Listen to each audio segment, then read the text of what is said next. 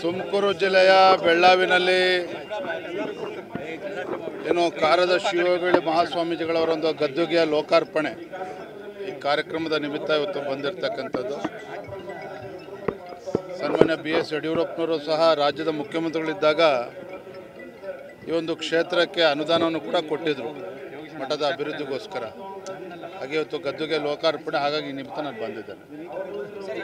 ರಾಜಣ್ಣವರು ಹೇಳಿದ್ದಾರೆ ಯತ್ನಾಳ್ ನೋಟಿಸ್ ಕೊಡುವಂತದಕ್ಕೆ ನಿಮಗೆ ತಾಕತ್ತಿಲ್ಲ ಅಂತ ಹೇಳಿ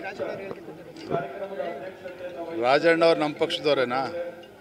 ಕಾಂಗ್ರೆಸ್ ಪಕ್ಷದವರು. ಹಾಗೆ ರಾಜಣ್ಣವ್ರು ಏನು ಹೇಳ್ತಾರೆ ಅದ್ರ ಬಗ್ಗೆ ಪ್ರತಿಕ್ರಿಯೆ ಕೊಡೋದಕ್ಕೆ ಹೋಗೋದಿಲ್ಲ.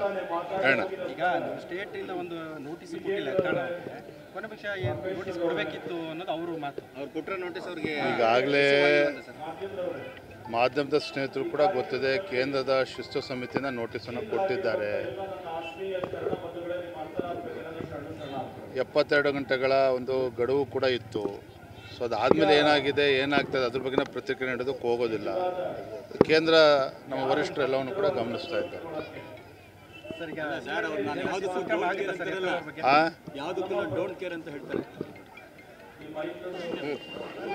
ತುಮಕೂರು ಜಿಲ್ಲೆಯ ಬೆಳ್ಳಾವಿನಲ್ಲಿ ಏನು ಕಾರದ ಶಿವಯೋಗಿ ಮಹಾಸ್ವಾಮೀಜಿಗಳವರ ಒಂದು ಗದ್ದುಗೆಯ ಲೋಕಾರ್ಪಣೆ ಈ ಕಾರ್ಯಕ್ರಮದ ನಿಮಿತ್ತ ಇವತ್ತು ಬಂದಿರತಕ್ಕಂಥದ್ದು. ಸನ್ಮಾನ್ಯ BS ಯಡಿಯೂರಪ್ಪನವರು ಸಹ ರಾಜ್ಯದ ಮುಖ್ಯಮಂತ್ರಿಗಳಿದ್ದಾಗ ಈ ಒಂದು ಕ್ಷೇತ್ರಕ್ಕೆ ಅನುದಾನವನ್ನು ಕೂಡ ಕೊಟ್ಟಿದ್ದರು ಮಠದ ಅಭಿವೃದ್ಧಿಗೋಸ್ಕರ. ಹಾಗೆ ಇವತ್ತು ಗದ್ದುಗೆ ಲೋಕಾರ್ಪಣೆ, ಹಾಗಾಗಿ ಈ ನಿಮಿತ್ತ ನಾನು ಬಂದಿದ್ದೇನೆ. ರಾಜಣ್ಣವರು ಹೇಳಿದ್ದಾರೆ ಯತ್ನಾಳ್ ಅವರಿಗೆ ನೋಟಿಸ್ ಕೊಡುವಂತದಕ್ಕೆ ನಿಮಗೆ ತಾಕತ್ತಿಲ್ಲ ಅಂತ ಹೇಳಿ ರಾಜಣ್ಣವ್ರು ನಮ್ಮ ಪಕ್ಷದವರೇನಾ? ಕಾಂಗ್ರೆಸ್ ಪಕ್ಷದವರು. ಹಾಗೆ ರಾಜಣ್ಣವ್ರು ಏನು ಹೇಳ್ತಾರೆ ಅದ್ರ ಬಗ್ಗೆ ಪ್ರತಿಕ್ರಿಯೆ ಕೊಡೋದಕ್ಕೆ ಹೋಗೋದಿಲ್ಲ.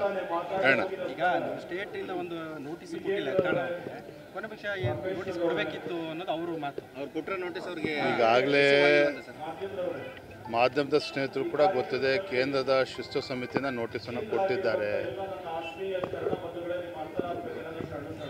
72 ಗಂಟೆಗಳ ಒಂದು ಗಡುವು ಕೂಡ ಇತ್ತು. ಸೊ ಅದಾದಮೇಲೆ ಏನಾಗ್ತದೆ ಅದ್ರ ಬಗ್ಗೆ ಪ್ರತಿಕ್ರಿಯೆ ನೀಡೋದಕ್ಕೆ ಹೋಗೋದಿಲ್ಲ. ಕೇಂದ್ರ ನಮ್ಮ ವರಿಷ್ಠರು ಎಲ್ಲವನ್ನು ಕೂಡ ಗಮನಿಸ್ತಾ ಇದ್ದಾರೆ.